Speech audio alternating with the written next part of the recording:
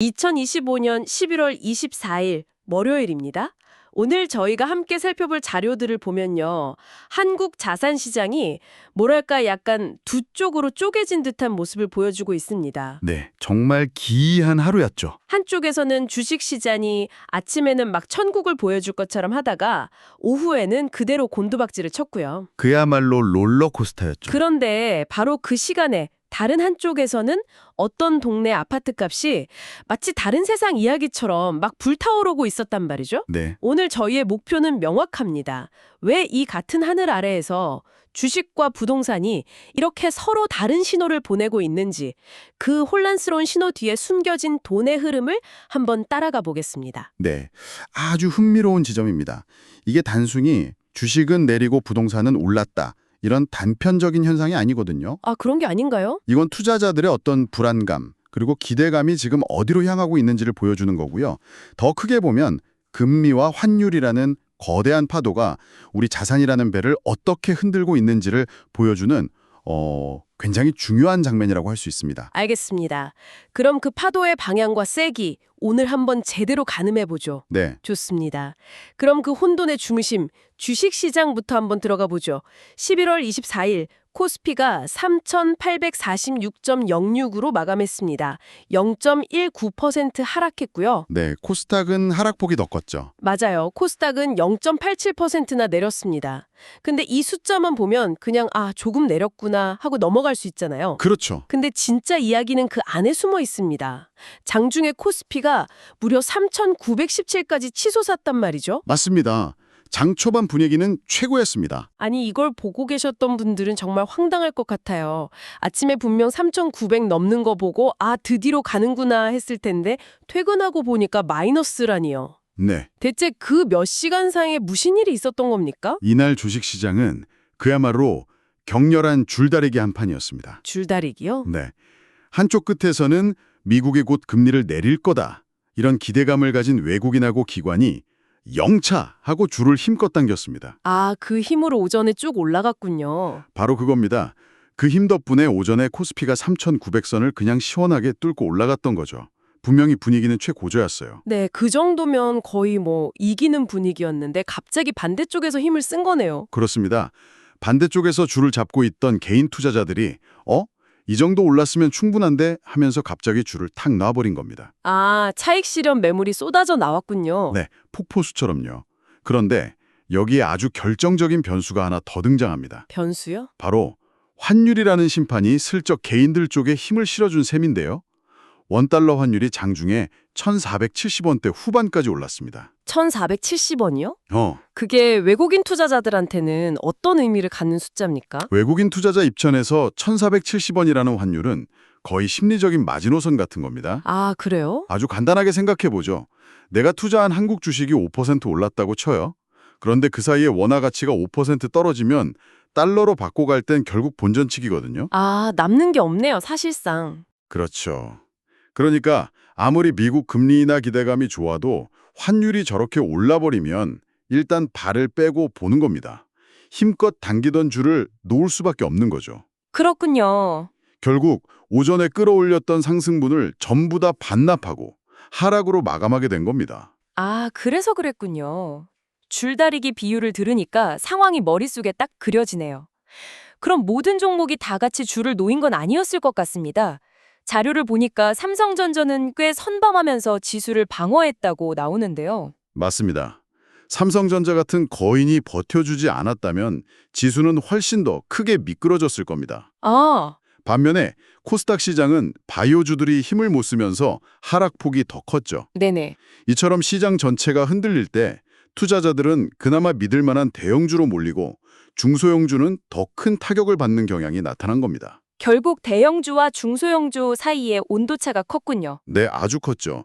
결국 이날 시장을 요약하면 금리나 기대감이라는 긍정의 힘과 개인 매도세 그리고 환율 부담이라는 부정의 힘이 팽팽하게 맞서다가 결국 부정의 힘이 근소하게 이긴 아주 피곤한 하루였다 이렇게 볼 수 있습니다. 여기에 이번 주 27일에 있을 한국은행 금융통화위원회도 변수였겠군요. 다들 금리 결정을 앞두고 좀 숨죽이고 있었을 테니까요. 정확합니다. 그 큰 이벤트를 앞둔 관망 심리까지 더해져서 투자자들이 섣불리 방향을 정하기 어려운 정말 안개 속 같은 장세가 연출된 거죠. 자, 그렇게 주식시장이 안개 속에서 줄다리기를 하는 동안에 부동산 시장, 특히 수도권의 특정 동네에서는 전혀 다른 세상이 펼쳐지고 있었습니다. 자료에 국지적 과열이라는 단어가 나오는데 이거 뭐 거의 한여름 폭염경보처럼 들리거든요. 네, 그 표현이 딱 맞습니다. 대체 어디가 얼마나 뜨거웠던 겁니까? 네, 이게 오늘 자료에서 가장 놀라운 부분이죠. KB 부동산 통계를 보면 경기도 성남 분당구의 아파트 값이 전월 대비 무려 3.81%나 급등했습니다. 전월 대비요? 연간이 아니고요? 네, 월간 상승률입니다. 이 정도면 거의 폭등이라는 단어를 써야 할 수준이죠. 와... 이뿐만이 아니라 서울 동작구, 경기도 광명, 하남, 과천 같은 곳들도 아주 뚜렷한 상승세를 보였습니다. 그러니까 전반적인 시장은 잠잠한데 특정 지역만 용암처럼 끓어오르고 있는 거군요. 바로 그겁니다. 월 3.81%라니 정말 비현실적인 숫자네요. 아니 근데 계속해서 정부 규제가 나오고 있는데도 왜 이런 현상이 나타나는 걸까요? 자료에서는 세 가지 원인을 짚고 있는데 첫 번째가 자산 재배분이군요. 네, 방금 이야기한 그 주식시장에서 뛰쳐나온 돈이 이쪽으로 흘러 들어왔다. 이런 분석인 거죠? 네, 그 흐름이 분명히 감지된다는 것이 자료의 분석입니다. 주식 같은 보이지 않는 자산의 변동성에 지친 투자자들이 손에 잡히는 자산, 즉 부동산으로 피신하려는 심리가 작용했다는 거죠. 아... 그런데 그게 두 번째 원인인 지역적 요인과 결합되면서 이런 폭등 현상이 나타나는 겁니다. 근데 여기서 궁금증이 생기는데요. 분당이나 과천 같은 곳의 교통 호재나 재개발 기대감, 이게 사실 어제 오늘 이야기가 아니지 않습니까? 그렇죠. 늘 있던 이야기죠. 근데 왜 하필 지금 이 시점에 이렇게 폭발적인 상승으로 이어진 걸까요? 뭔가 다른 기폭제가 있었던 건가요? 아주 좋은 질문입니다.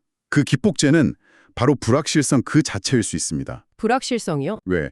경제 전반의 불확실성이 커질수록 투자자들은 가장 확실하고 검증된 1등 자산으로 몰리는 경향이 있거든요. 아, 어설픈 곳에 투자했다가 더 큰일 날 수 있으니까. 맞습니다.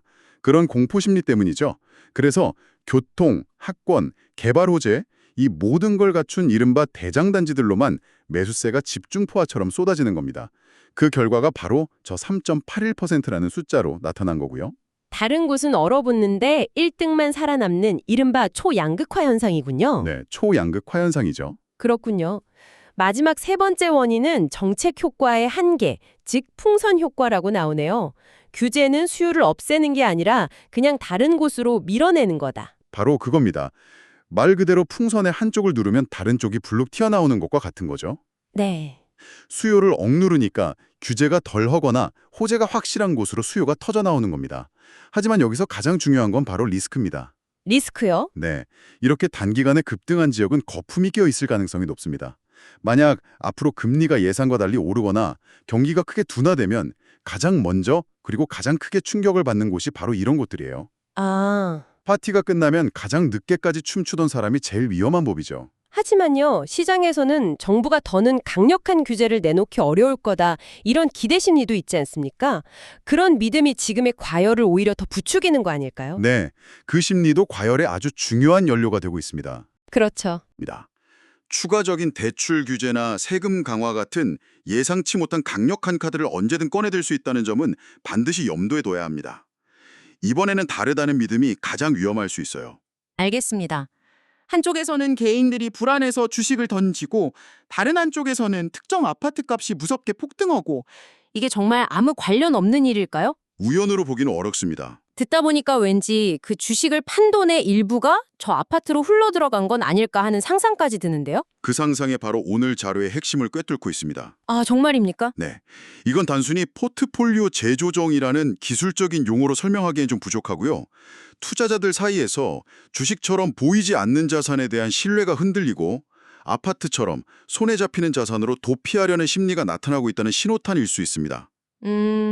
문제는 그 손에 잡히는 부동산이 과연 과거처럼 안전한 피난처가 되어줄 것인가 하는 점이죠. 결국 돈이 더 안전하고 더 많이 벌릴 것 같은 곳으로 계속해서 움직인다는 그 본질은 변하지 않는군요. 그리고 더 중요한 연결고리가 있습니다. 두 시장 모두 결국 금리와 환율이라는 거대한 바다 위에 떠있는 배와 같다는 점입니다. 아, 같은 바다 위에 떠 있다. 네. 금리가 오르면 주식의 가치를 평가하는 할인율이 높아져서 주가에 부담을 주고요. 부동산은 대출이자가 바로 올라가죠. 그렇죠. 환율이 오르면 오늘 본 것처럼 외국인 자금이 빠져나가 주식시장이 흔들리고 동시에 수입 물가를 자극해서 결국 한국은행의 금리 결정에까지 영향을 미칩니다. 아, 모든 게 다 연결되어 있네요. 즉, 주식과 부동산은 서로 다른 배처럼 보여도 결국 같은 바다의 날씨에 의해 운명이 결정되는 셈입니다. 자, 오늘 분석을 한번 정리해 보겠습니다. 2025년 11월 24일, 한국의 자산시장은 한마디로 혼돈 속 양극화였습니다. 네, 주식시장은 금리 인하 기대감과 개인들의 차익 실현 욕구, 그리고 환율 부담이 격렬하게 충돌하면서 높은 변동성을 보였고요. 반면 부동산 시장은 전체적인 침체 분위기 속에서도 분당, 광명 같은 핵심 지역만 이례적으로 급등하면서 과열 우려를 낳았죠. 그리고 이 두 현상의 배경에는 변동성을 피해서 안전자산을 찾으려는 투자자들의 자산 재분배 흐름이 있었고요. 네, 그리고 두 시장을 동시에 쥐고 흔드는 금리와 환율이라는 공통된 변수가 있었습니다. 그렇다면 앞으로 시장은 어떻게 흘러갈까요? 단기적 그리고 중기적인 관점에서 한번 짚어주시죠. 단기적으로는 당장 이번 주에 있을 한국은행의 금리 결정이 가장 큰 변수입니다. 네, 모두가 주목하고 있죠. 시장은 금리 동결을 예상하고는 있지만 총재가 어떤 메시지를 내놓느냐에 따라서 주식과 부동산 시장 모두 크게 흔들릴 수 있습니다. 그리고 부동산의 국지적 과열에 대해 정부가 어떤 형태의 경고나 정책을 내놓을지도 지켜봐야 하고요. 중기적으로는 어떻습니까? 중기적으로는 결국 실물 경제의 체력이 시장의 방향을 결정할 겁니다.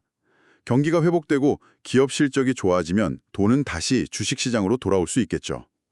부동산은 정부의 공급 계획이 구체화되고 실제 입주 물량이 늘어나기 시작하면 지금의 과열이 진정될 가능성이 있습니다. 그럼 앞으로 부동산은 지역별로 차이가 더 커지겠네요. 네. 특히 앞으로 부동산은 지역별, 단지별로 희비가 극명하게 엇걸리는 초양극화 장세가 더욱 심화될 겁니다. 시경제의 거대한 파도는 모두에게 똑같이 밀려오는데 왜 여러분의 주식 계좌와 여러분이 사는 동네의 아파트 값은 이토록 다르게 심지어 정반대로 움직이는 것처럼 느껴질까요? 오늘날 여러분이 믿는 진짜 가치는 과연 어디에서 만들어지고 있는 것인지 한 번쯤 깊이 고민해 볼 지점인 것 같습니다.